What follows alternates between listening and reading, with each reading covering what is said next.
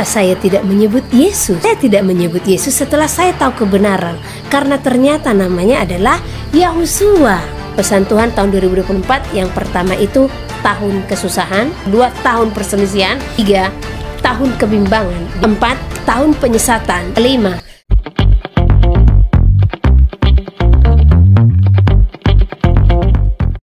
Matius 6 ayat 33. Tetapi carilah dahulu kerajaan Allah dan kebenarannya, maka semuanya itu akan ditambahkan kepadamu. Amsal 20 ayat 5. Rancangan di dalam hati manusia itu seperti air yang dalam, tetapi orang yang pandai tahu menimbanya. Amsal 19 ayat 21.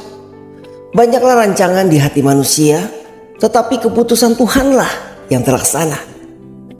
Penyesatan, ya. Jadi di sini roh-roh penyesat akan semakin banyak. Hati-hati supaya engkau tidak disesatkan. Tahun di mana para penyesat-penyesat akan semakin besar yang akan menyesatkan umatku.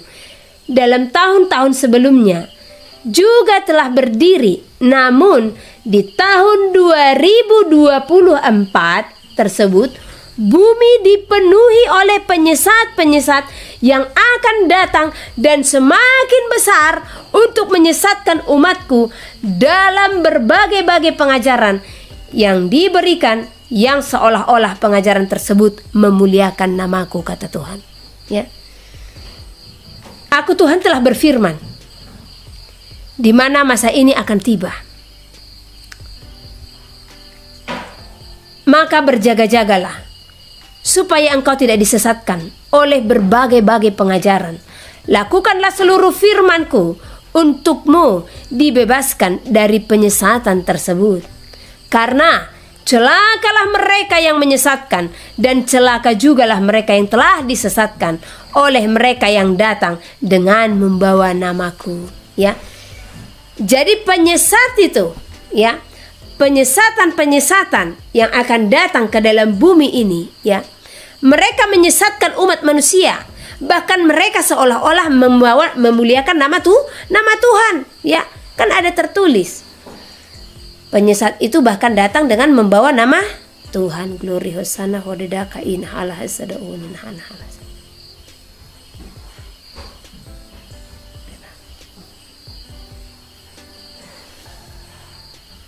Tuhan berfirman, lakukanlah segala firman-Ku, maka engkau akan dibebaskan dari segala penyesatan-penyesatan. Jadi artinya kalau kita melakukan seluruh firman Tuhan ini, ya, dan membacanya dan melakukannya, maka kita tidak akan terombang-ambingkan, ya.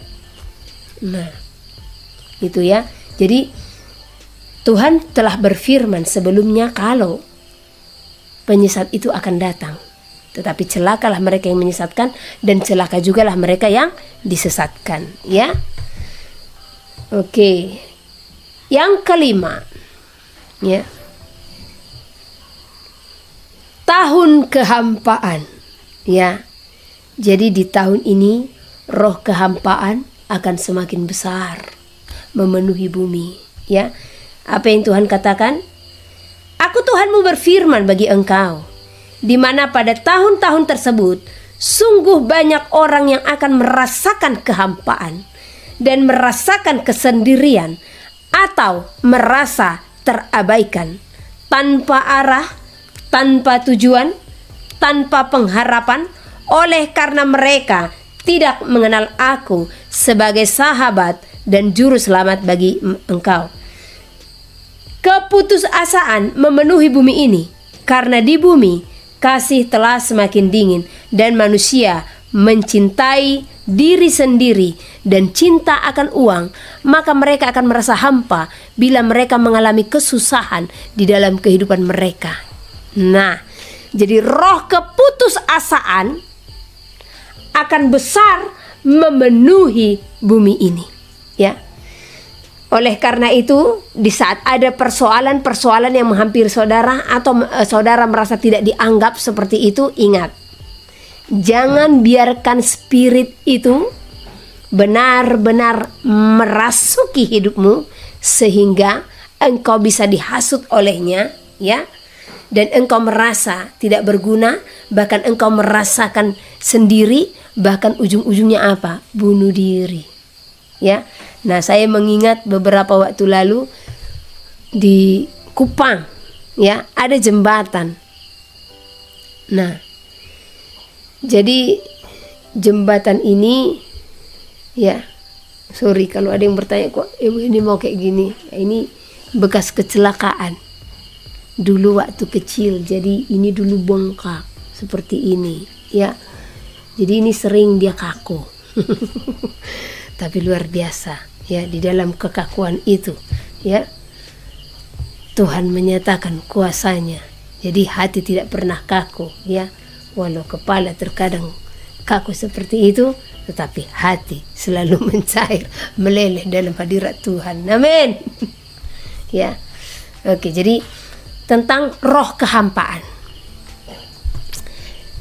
Jadi saya mengingat di Kupang ada satu jembatan, ya. Dan jembatan ini katanya banyak kasus bunuh diri. Nggak lewat tiap tahun, ya. Ada yang bunuh diri.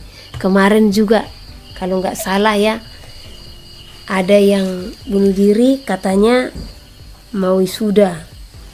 Padahal dia tidak wisuda. Jadi dia memanggil orang tuanya, ini katanya, ya. Nah, jadi dia pura-pura pergi ke salon, nggak taunya dia ke jembatan itu. Karena sesungguhnya dia tidak kuliah, ya, tapi pada masa wisuda dia memanggil orang tuanya. Tetapi akhirnya dia pun melompat, ya. Ya, saya katakan bisa matilah, karena di bawah itu kan batu karang. NTT kan batu karang, ya. Batu yang sangat keras. Tapi janganlah biarkan hatimu seperti sekeras batu karang itu, ya, saudara-saudaraku yang di NTT, ya. Jangan biarkan hatimu sekeras batu karang itu, ya. Nah, jadi waktu kami melewati itu dikatakan kalau di situ banyak kasus bunuh diri, ya. Mari para pendoa, doa keliling, ya. Karena ada gunanya juga. Sembari kita penginjilan, ya, kita juga berdoa supaya roh itu dijauhkan daripada anak-anak Tuhan, ya, supaya tidak ada anak-anak Tuhan ini yang putus asa. Tetapi ingat, ya, pesan Tuhan ini, roh kehampaan itu akan semakin banyak memenuhi umat Tuhan. Diawali dari tahun 2024, banyak yang akan merasa putus asa, ya. Dan itu terjadi karena apa? Desakan hidup, ya. Oleh karena itu saya sampaikan kepada saudara, ingatlah semua pesan Tuhan ini. Jangan pernah hidup untuk dunia, tetapi hiduplah untuk Tuhan.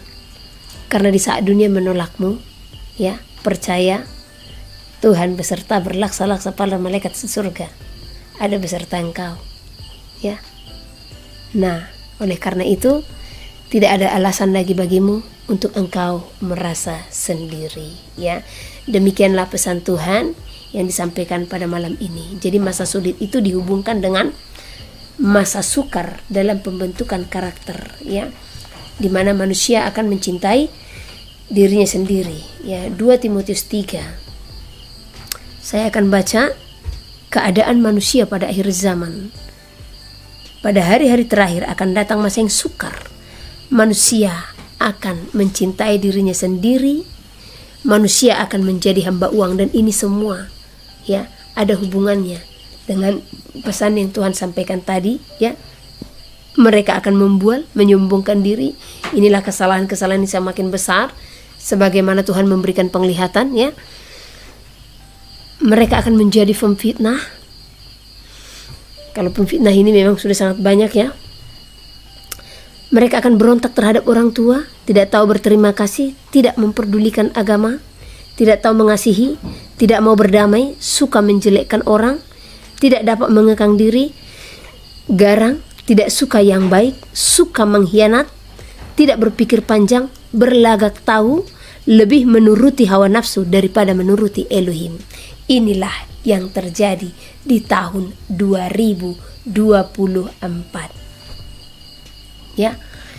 Masa sulit, masa sukar manusia untuk melakukan apa yang menjadi kehendak Elohim. Haleluya. Tuhan berfirman, bersukacitalah di saat engkau diberikan peringatan. Jadi ibadah kita ini Tuhan selalu memberikan peringatan supaya apa? Kita bisa berjaga-jaga, kita bisa mengingat bagaimana Tuhan telah berfirman bagi kita, ya. Haleluya. Serahkanlah seluruh hidupmu. Tuhan berfirman, serahkanlah seluruh hidupmu hanya kepadaku, maka engkau akan diselamatkan. Sekalipun sukar masa itu,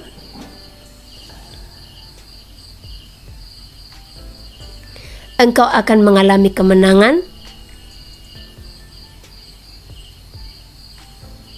akan melewati masa yang sukar,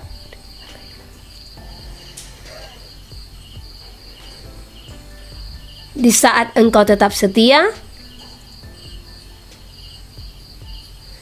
di saat engkau tetap taat akan firman-Ku, melakukan segala kehendak-Ku, firman Tuhan ya, dan berseru di dalam nama-Ku.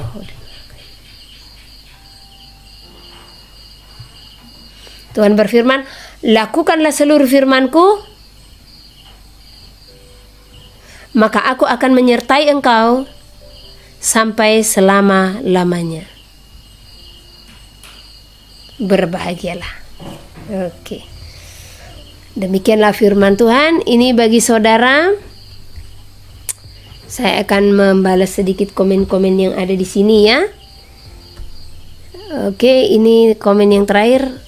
Ini TMT, saya tidak tahu apa kepanjangan ya. Semoga ini menjadi Timotius ya, supaya kitab Timotius ini saudara kuasai, berhubung ya. Oh, ini apa namanya? Khotbah kita ini perikopnya dari 2 Timotius. Jadi TMT malam ini namamu kita buat menjadi Timotius. Nah, dia katakan kalau satu belum terbukti bikin baru lagi. Gimana dengan khotbah Ibu yang katakan Jakarta Tarutung akan hancur belum terbukti? Ini mari dengarkan ya saudaraku ya, tentang nubuatan. Nubuatan tujuannya untuk apa? Supaya tidak salah, karena banyak komen seperti ini juga yang masuk beberapa hari ini, saya tidak hapus sengaja ya. Dan puji Tuhan saudara hadir, saudaraku Timotius, supaya yang lain pun untuk mendengarkan. Oke.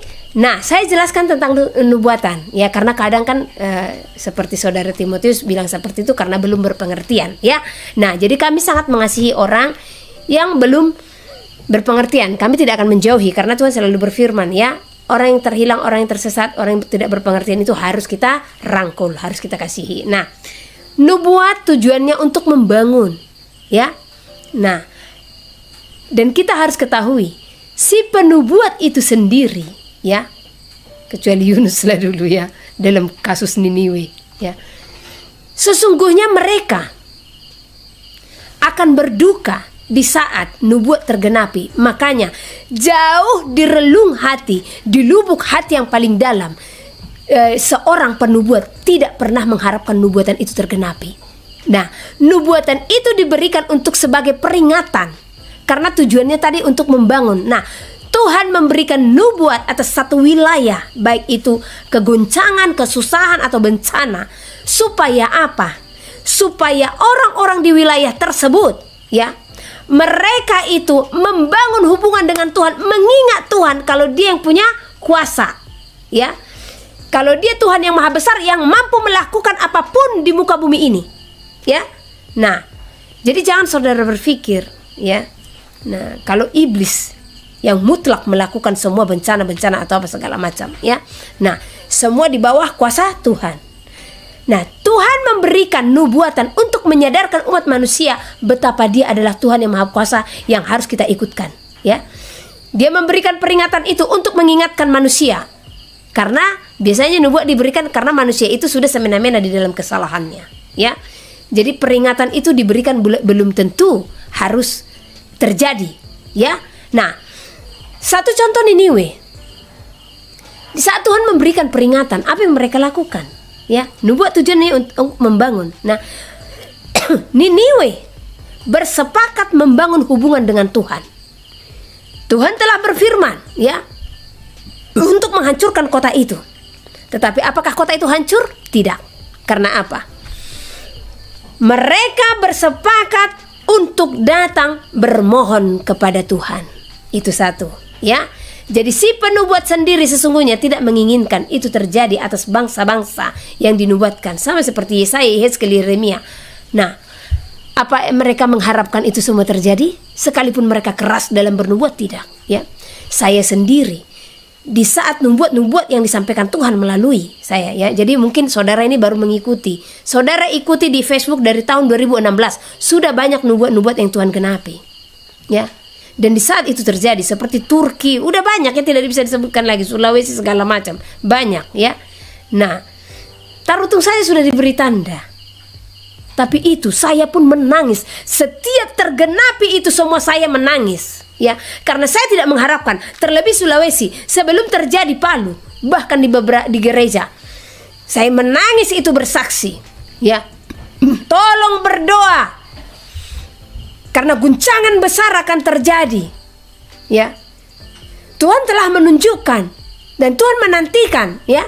Beberapa tahun Tuhan sudah bernubuat atas Palu, tetapi Tuhan melihat masih tetap, ya. 2 minggu sebelum terjadi, di situ yang saya menangis sampai saya tersujud di dalam gereja. Tolong, ya. Di saat itu terjadi, ya. Itulah karena kita mengasihi. Saya tidak menginginkan mayat-mayat itu ada di sana, ya. Karena bukan kematian jasmani yang saya tangisi, tetapi yang saya tangisi saat itu, Tuhan, apakah mereka masuk surga? Itu yang saya tangisi. Kalau saya tahu mereka sudah bertobat sepenuhnya, ya, oh itu bukan duka bagi saya. Karena apa? Surga bertepik sorak menyambut kedatangan mereka, sekalipun mati secara jasmani, ya. Nah, jadi itu yang harus kita katakan. Kedua, jangan kita mengukur nubuatan itu hanya dalam waktu dekat, ya. Karena ada kalanya bahkan si penubuat saja sudah mati, nubuatannya belum tergenapi, tapi ada kalanya itu akan digenapi, ya. Bahkan ada yang ratusan tahun, ya.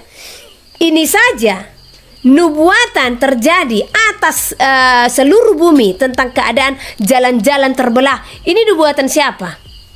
Yesaya. Yesaya ada udah berapa ribu tahun, ya. Nah, Yesaya saja sudah mati, nubuatannya baru tergenapi sekarang. Nah, 200 tahun silam Ellen G. White bernubuat, ya. Kalau sudah disahkan Sandelau, maka ketahuilah pembinasa keji itu sudah berdiri, dan engkau yang dari kota keluarlah. Itu 200 tahun silam. Ellen G. White masih hidup atau tidak? Sudah mati. Tetapi nubuatan yang disampaikan itu tergenapi tahun berapa? 2021. Dia bernubuat tahun 1800. Ya, jadi jangan mengukur segala sesuatu, ya, dengan jangka waktu yang kau tetapkan. Bahkan saya selalu bertekuk lutut di saat Tuhan berfirman, Lombok, Jakarta ini segala macam. Saya selalu memohon kepada Tuhan supaya itu tidak tergenapi, ya. Karena itulah kasih. Karena kalau ada satu nubuat tergenapi, pasti ada yang mati. Nah itu, jadi jangan harapkan nubuatan atas tarutung ditunggang balikkan, ya. Nah, atau wilayah lain dihancurkan. Kalaupun ada seperti itu, ya, dinubuatkan, tetapi apa iya kita harus mengharapkan itu terjadi? Nah, baru tunggu terjadi dulu. Oh, udah tergenapi nubuatannya, benar. Waduh, jangan, ya. Di sana kita tidak mengasihi sesama kita, ya. Nah, kita harus berdoa supaya peringatan-peringatan yang Tuhan berikan, baik atas Jakarta, baik atas NTT, baik atas Sulawesi, baik atas Lombok, baik atas Irian Jaya ataupun Tarutung, ya, supaya tidak tergenapi. Itu tugas kita. Kenapa saudara harus menantikan itu terjadi? Kejam kali saudara, ya. Karena apa? Masih gimana kalau itu terjadi? keluarga saudara dari situ. Coba pikirkan loh. Ya. Kita harus pikirkan itu.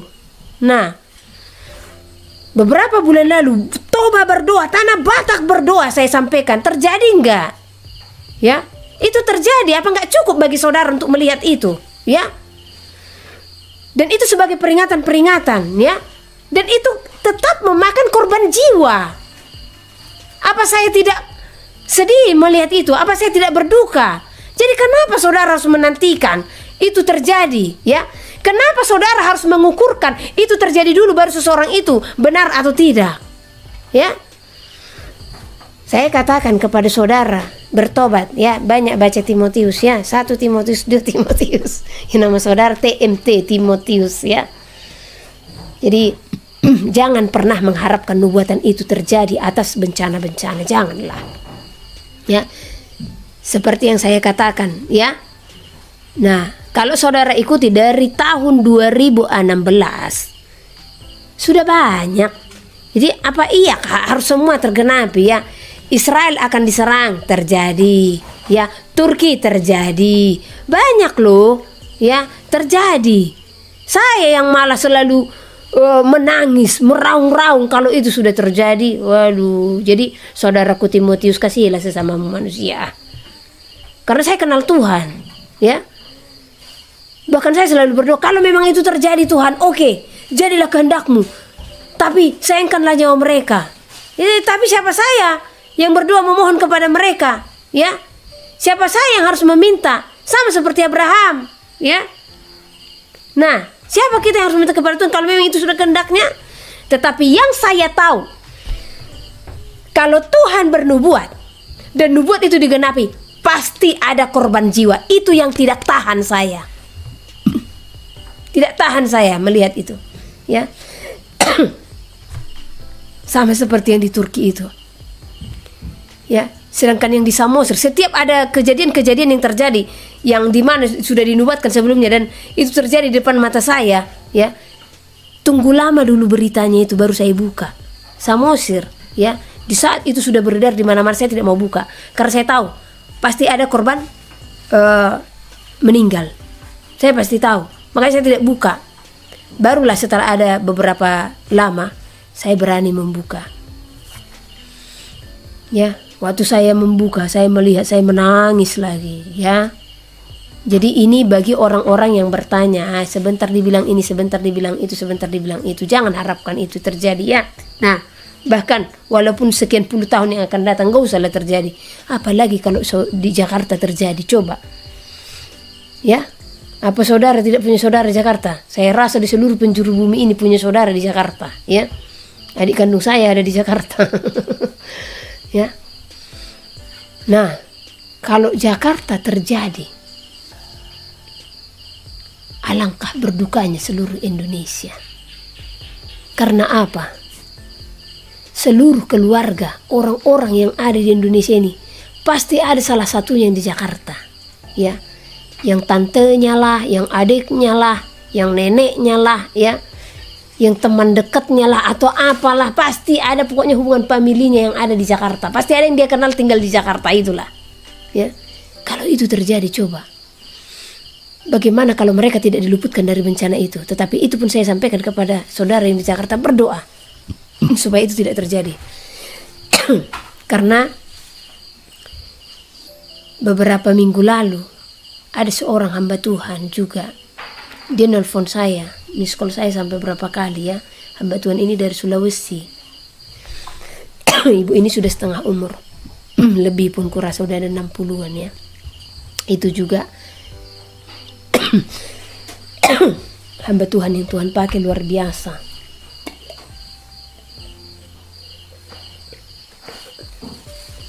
Jadi saat itu dia telepon saya. Ternyata dia hanya mau menyampaikan pesan kepada seorang ibu yang dulu pernah saya bawa ke Sulawesi. Nah, sementara saat itu saya lagi sama ibu itu karena dia tahu kami tidak sama. Ibu ini di Jakarta, saya di Medan. Tetapi hamba Tuhan ini nelfon saya untuk menyampaikan kepada ibu yang di Jakarta. Nggak tahunya saya video call, ternyata saya sama ibu itu kan. Dia pun melihat saya kaget gitu. Dia bilang, sebenarnya saya mau telepon ibu, saya hanya mau menyampaikan kepada ibu Ita, katanya apa? Suruh segera meninggalkan Jakarta, katanya. Itu sudah peneguhan kedua yang diberikan ibu ini. Dan bahkan komunikasi kami dengan ibu ini, kami hanya kenal sekali saja di Sulawesi. Makanya saya bilang, kita pun yang di Jakarta jangan berpangku tangan, ya, doakan, ya. Doakan supaya itu tidak terjadi. Itu pasti ya, kita harus doakan. Nah, dan doakan jikalaupun itu terjadi, ya saudara pun diluputkan, ya. Dan sekiranya mungkin, kalaupun itu terjadi, jangan ada yang korban, ya. Tapi gimana nggak ada korbannya? Yang kecil-kecilan saja korban, ya. Sama seperti Samosir. Samosir kan kecil, tetap juga ada korban, ya. Nah, itulah tentang perkara nubuatan, ya. Nubuatan itu ada yang akan terjadi bahkan puluhan tahun atau ratusan tahun setelah dinubuatkan, ya.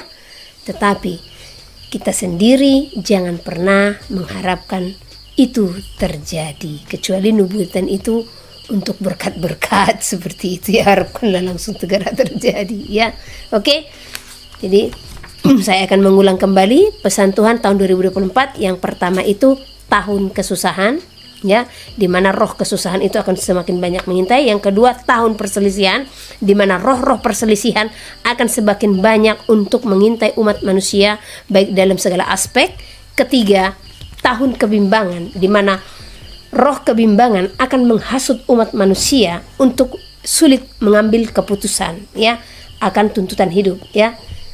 Keempat, tahun penyesatan, di mana roh-roh penyesat akan semakin banyak dan semakin berdiri, dan bahkan mereka berdiri dengan membawa nama Tuhan dan berlaku seolah-olah mereka mengagungkan Tuhan. Tetapi ingat, penyesat itu adalah mereka yang meniadakan atau mengurang-urangi isi firman Tuhan atau menodai kesucian firman Tuhan, ya.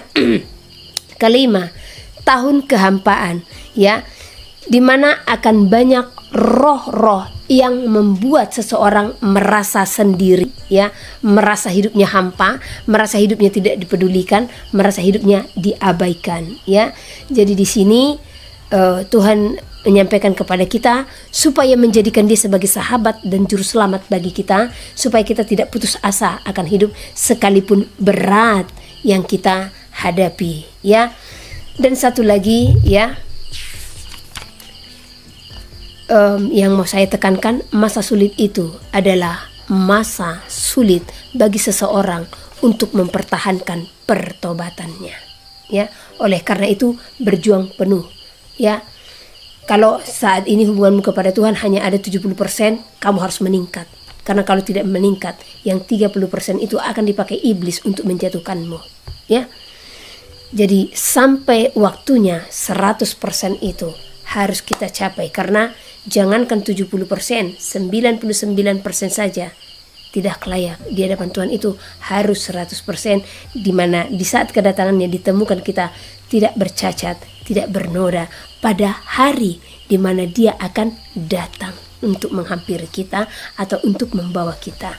Oleh karena itu, berjaga-jagalah senantiasa supaya engkau jauh dari pencobaan, karena pencobaan-pencobaan besar akan datang melanda bumi. Tetapi tetaplah teguh supaya engkau tidak jatuh ke dalam pencobaan tersebut, ya. Oke, puji nama Tuhan, ya. Oke, saya akan jawab sedikit kalau masih ada pertanyaan, ya. Oke, Charlie. Oke, puji Tuhan, ya. Tetap memuji nama Tuhan, jangan ada kompromi, itu, ya. Nah, oke.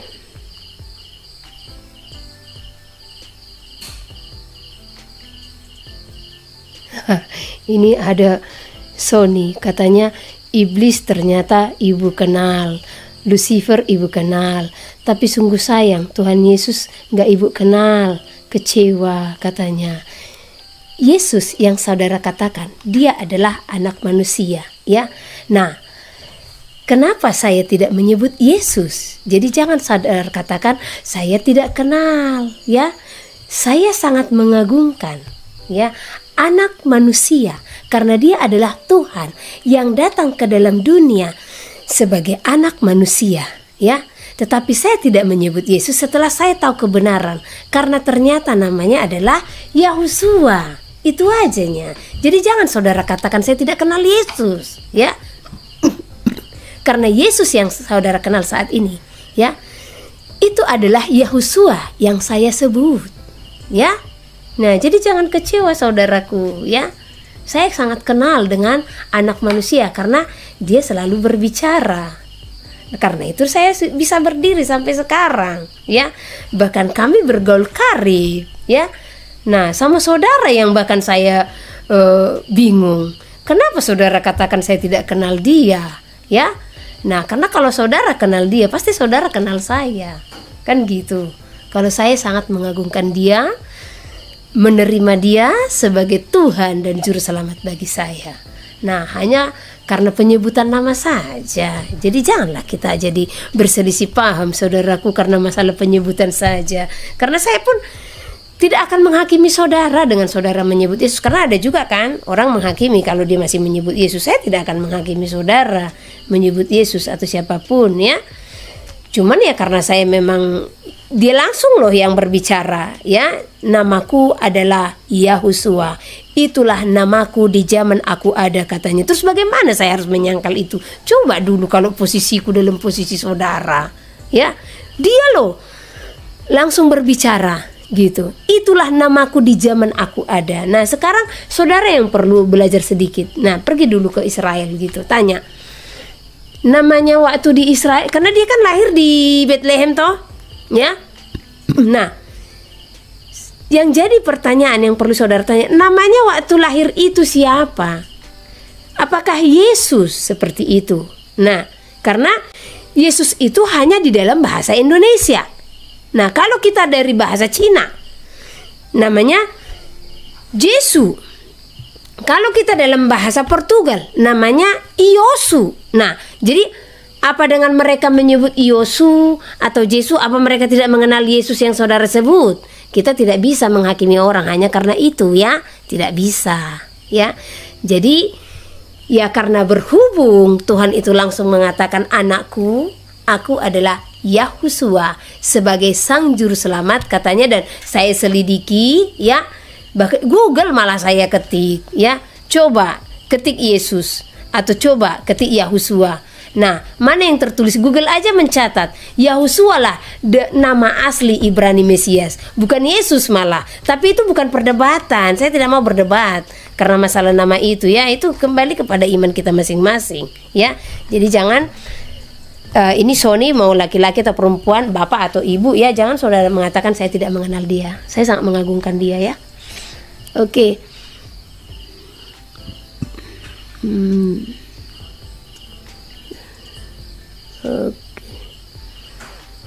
Oke, itu saja yang bisa saya ini.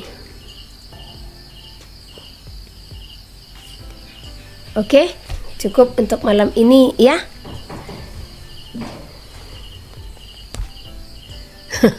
Udah saya jelaskan Pak Sony, ya.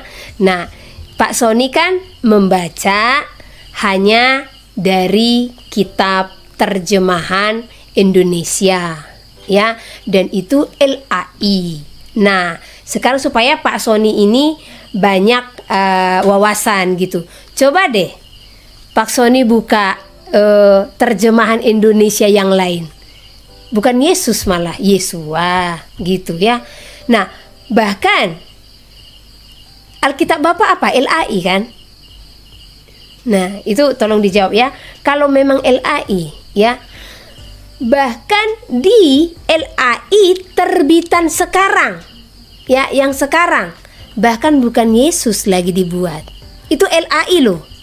Tapi siapa? Isa Al-Masih. Ya, jadi jangan kita berdebat ngotot karena perkara itu saja. Seperti yang saya sampaikan, itu hanya karena Bapak memakai satu kitab terjemahan. Nah, sementara terjemahan itu banyak sekali saudaraku, sangat banyak, ya. Nah, sangat banyak, ya. Nah, terjemahan Indonesia saja. Nih saya contohkan kepada Bapak ya. Ini Alkitab. Nah, jadi di dalam Alkitab ya Pak ya.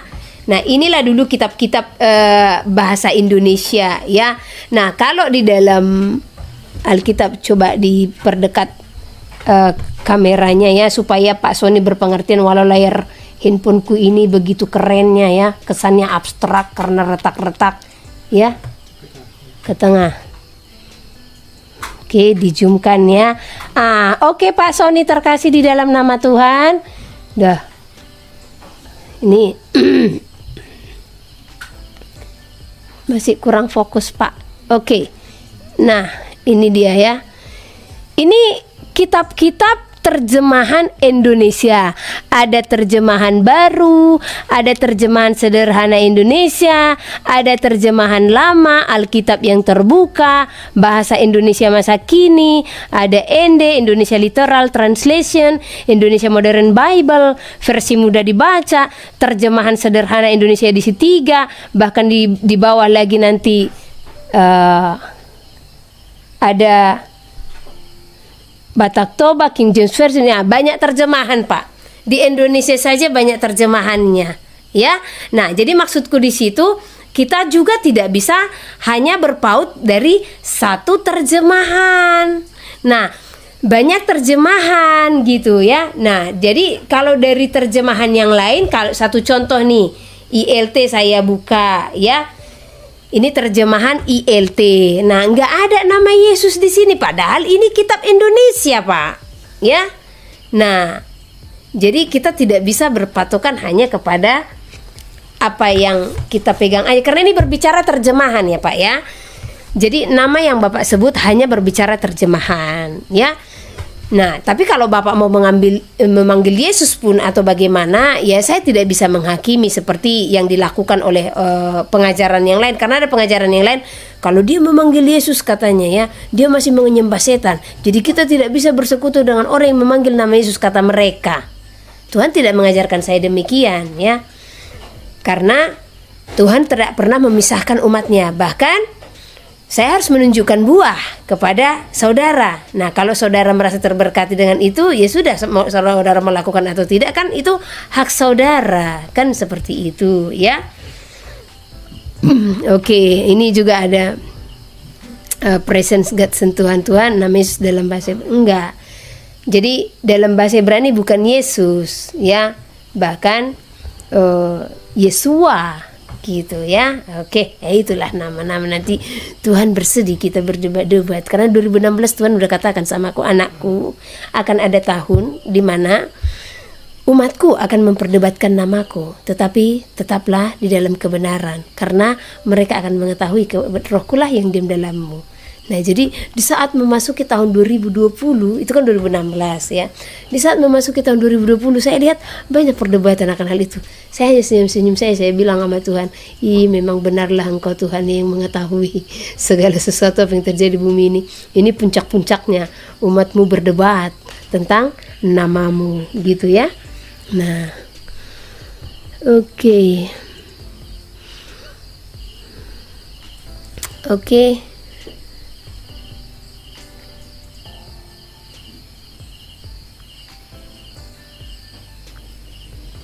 Oke, ini ada pertanyaan aqua galon aqua, saya tidak tahu namanya. Nah, kalau sebatas berdoa, kita bisa berdoa. Nah, namun kalau satu contoh, sekalipun kita mendoakan, tapi saudara kita masih tetap berbuat dosa, ya bagaimana juga mereka akan selamat, kan gitu, ya. Nah, tetap juga kembali kepada perjuangan seseorang, seperti itu ya, karena saya tidak baca di atas karena sudah lewat ya. Nah, karena satu contoh ya, saya sudah berdoa nih bagi keluarga saya supaya diselamatkan ya. Tuhan mengerjakannya. Mohon maaf, gatel banget hidupku. Tuhan akan mengerjakannya kepada saudara kita. Tapi apa yang dikerjakan ya? Tuhan akan mendatangkan hamba Tuhan kepada keluargamu ya.